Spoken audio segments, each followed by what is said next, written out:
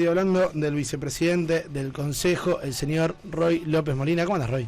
¿Qué haces, Rodri? ¿Cómo andás? Bien, ¿vos? Bien, muy bien. Gracias por invitarme. Muy lindo el estudio, ¿eh? Bueno, muchas gracias. Y la verdad que está bueno. Está bueno. Está bueno, está cómodo, cambió todo. amplio. ¿No? Sí, espectacular. Bien iluminado, los paneles claritos, la No, tele. y aparte con espacio, sobre todo para este momento, ¿no? Tener Ni hablar. distancia está bueno. Ni hablar. Bueno, ¿cómo estás? ¿Cómo estás después de tener que legislar en la ciudad con pandemia y ahora embarcándote en una precandidatura en un año distinto para las elecciones, con internas y muchas en todos los partidos, generando en cada espacio mucha competitividad, pero también no hay que gastar toda la energía para después poder seguir adelante en la otra elección, ¿no?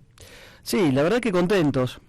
Siempre lo dijimos, la elección del 2021 no era solamente o no es solamente una elección legislativa de diputados y senadores. Creo que comienza a definirse para qué rumbo queremos orientar nuestro país. Y la posibilidad de restablecer o fortalecer el equilibrio parlamentario, que de alguna manera le ponga límites a los brotes autoritarios que el gobierno nacional ha demostrado, y yo creo que ha utilizado muchas veces la pandemia como excusa para reinstalar una agenda que creíamos que estaba superada.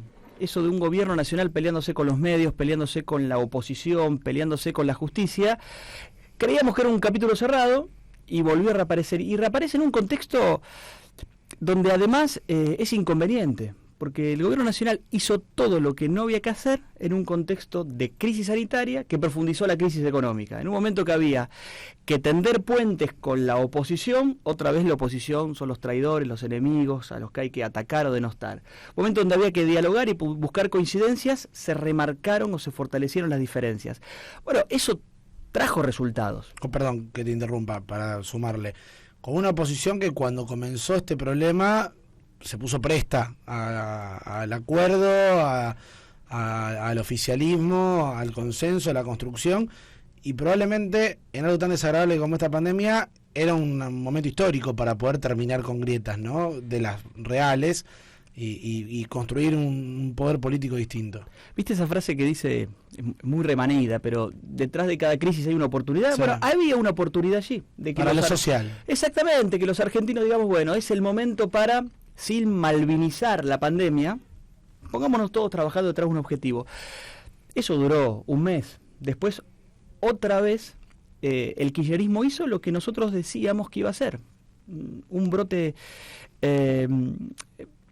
autoritario, un intento de aprovechar la pandemia para avanzar sobre libertades, sobre instituciones, pero eso trajo consecuencias. Digo, que hoy estemos dentro del top 10 de la cantidad de muertos por millón, 2.300 muertos cada 1 millón de habitantes, muy por arriba de los países que como Italia o España habían arrancado muy mal el manejo de esta pandemia, es producto de esa incompetencia. La caída brutal del PBI, pero además la lentitud para salir de esa crisis económica también es producto de esa incompetencia. Yo ayer estuve en Villa Ocampo, a 6 horas de Rosario, en el norte productivo.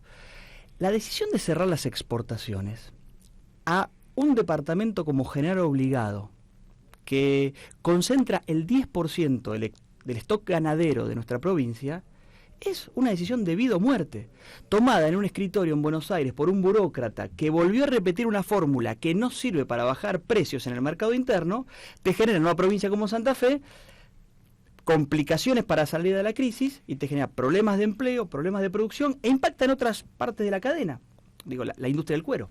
Entonces digo, creo que entre otras cosas, porque hay un montón más. Pero totalmente, sí. Para darte un ejemplo, pero digo, la pandemia es una tragedia planetaria, pero frente a la pandemia, el desmanejo, la incompetencia del kirchnerismo lo que hizo es, en una economía ya debilitada como la Argentina, generar la tormenta perfecta. Creo que este año, a pesar de todo lo que ocurrió, sigue habiendo detrás de la angustia, de la incertidumbre, hasta de la bronca de muchos, las ganas de decir, bueno, no solamente voy a elegir diputados, senadores, sino además voy a ponerle un freno al atropello con la decisión de a quien acompaño. Y ahí, Juntos por el Cambio es la principal alternativa al kirchnerismo, a nivel nacional y también en Santa Fe.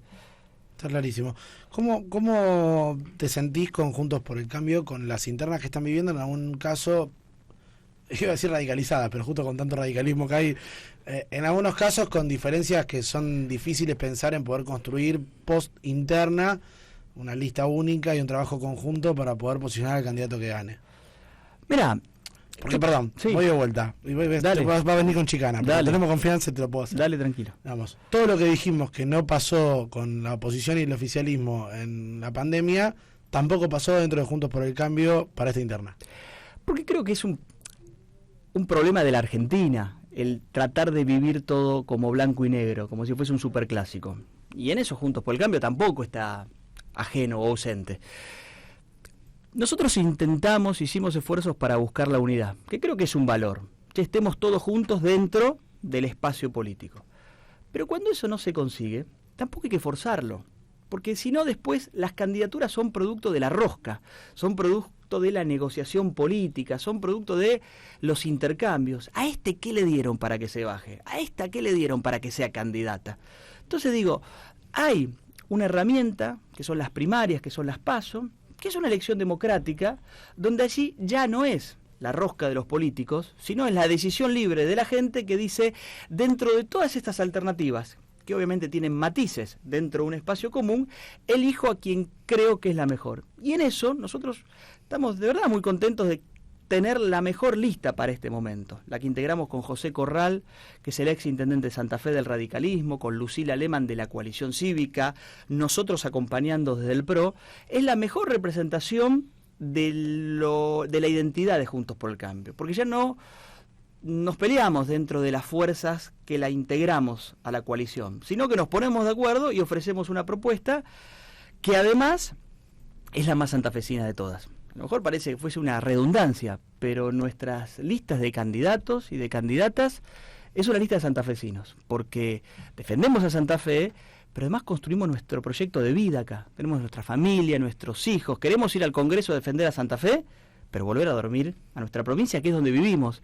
Y eso no es menor, porque después si no llegás a un lugar donde levantás la mano porque te lo pide el gobierno nacional de turno, porque te aprieta la ciudad de Buenos Aires, tu jefe de bancada. Tu jefe de bancada, que a lo mejor no tiene nada que ver con los intereses que vos dijiste defender en una campaña. Así que digo, tampoco hay que tenerle miedo a la PASO, ¿eh? Yo creo que es producto a veces de este fenómeno cultural que te planteaba de siempre profundizar las diferencias, pero también es un momento donde Juntos por el Cambio merece una reflexión, porque perdimos en el 2019, Rodri. Claro. Si hubiésemos ganado, a lo mejor la realidad hubiese sido otra, pero al perder es bueno tener una mirada introspectiva, reconocer errores y permitir que broten o surjan otros liderazgos.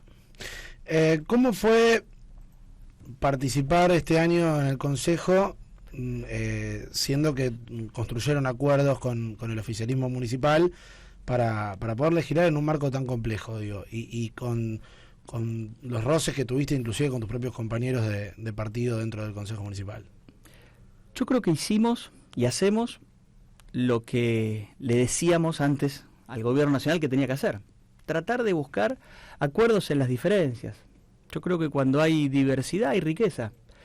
Y yo competí contra el actual intendente Pablo Hapkin en varias oportunidades, pero también creo que una ciudad que heredó 4.000 millones de pesos de déficit, que heredó un nivel de violencia narcocriminal como nunca se había visto, pero además todo eso en el contexto de una crisis sanitaria sin precedentes, ya no hay halcones o palomas, hay halcones o buitres, los que, aún con sus diferencias, sus ideas, sus valores, intentan tender puentes para que la ciudad no se frene, o aquellos que con la tragedia quieren sacar ventaja. Y en eso, la verdad, nunca me he sentido que he tenido que votar algo que no lo hubiese hecho en otro contexto. Todo lo que nosotros acompañamos tenía que ver con... ¿Nunca te tapaste la nariz para votar? De ninguna manera, de ninguna manera. Y uno puede repasar todas las votaciones del Consejo y va a ver que siempre se han conformado distintas mayorías donde cada uno ha puesto límites. La crisis del transporte que vive Rosario. Es enorme. Es enorme. Ahora, o le poníamos un respirador para que no se nos muera en terapia intensiva, o lo dejábamos como está, y la consecuencia de no redefinir el sistema hubiese sido peor que la realidad que hoy tenemos. Sabemos que hay problemas de demora, ingresos de los colectivos a los barrios, falta de unidades, pero se da en un contexto donde nuestro transporte público hay que reconfigurarlo, hay que repensarlo. Lamentablemente la pandemia no te lo permite hacer, pero digo, yo creo que está bueno que aquellos que tenemos diferencias podemos encontrar en qué nos ponemos de acuerdo, porque ya después no es el fracaso o el éxito de un intendente, tiene que ver con el fracaso o el éxito de la ciudad. La última, Roy. Hoy es momento de estar donde estás en cuanto a tu candidatura, ganes o pierdas internas, vas a seguir estando en el rol que tenés hoy. Pero las ganas de ser intendente de Rosario no se van. No se van, porque creo que también... El objetivo es ese. Vos sabés que en algún momento va a volver a por ello.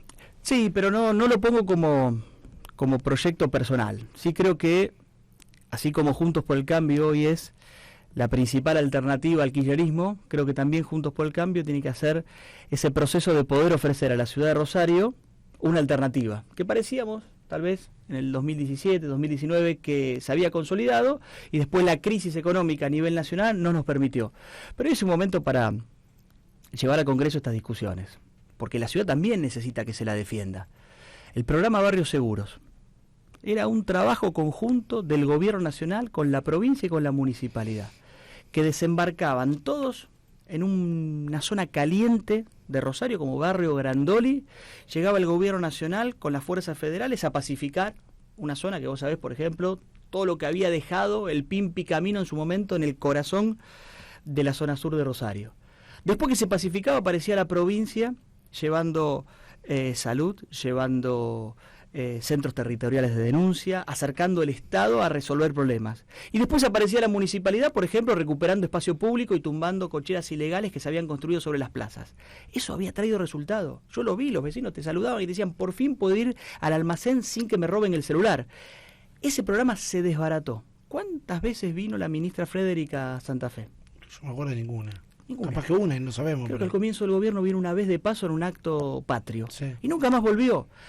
Esa agenda está abandonada. Hay que llevarla apostando al que trabaja, al que quiere emprender, al que quiere innovar, pensando que el Estado tiene que generar reglas de juego claras, tiene que generar condiciones, pero no puede ser el motor de la economía. Tiene que ser la iniciativa privada. Por eso digo, la ciudad tiene todo ese potencial, el kirchnerismo pone en riesgo el potencial de la ciudad, pero es un proyecto de mediano plazo. Hoy creo que hoy estamos jugando ya una liga donde o defendemos la república, la democracia y la libertad, o vamos a un modelo, se da mucho eso, Venezuela, Cuba. Yo creo que con este modelo terminamos en Haití, el país más pobre de Latinoamérica, ¿no? En esto que nos gusta ver hacia dónde vamos. Con lo cual, detengamos la caída y pensemos un país que tenga que ver más con nuestra propia identidad del esfuerzo, del mérito, y no de la dádiva o del asistencialismo.